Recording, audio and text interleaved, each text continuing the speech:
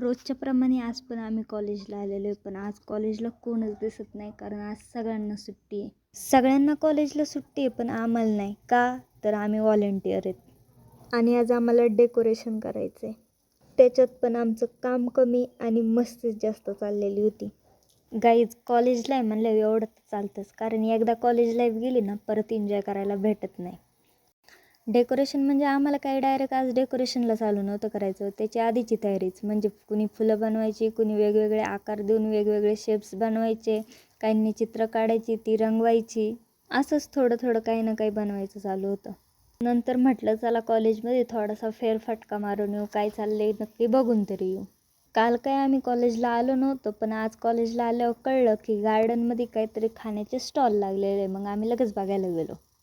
काय घ्यावं याचा विचार करता करता आम्ही घेतला स्ट्रॉबेरी आणि चॉकलेटचा शेक. तो पार चाटून पुसून हाणल्यावर मग त्याला आम्ही व्हिडिओ घेतला. थोडंसं डेकोरेशन वगैरे झाल्याच्या नंतर मग म्हटलं आपल्याला उद्या पण कॉलेजला यायचं आहे, मग आजचं बस करावा आणि घरी जावा. मग पप्पांना फोन केला आणि पप्पा न्यायला आले, मग मी आले घरी. तर भेटूया उद्या आपण आता नवीन व्लॉगमध्ये.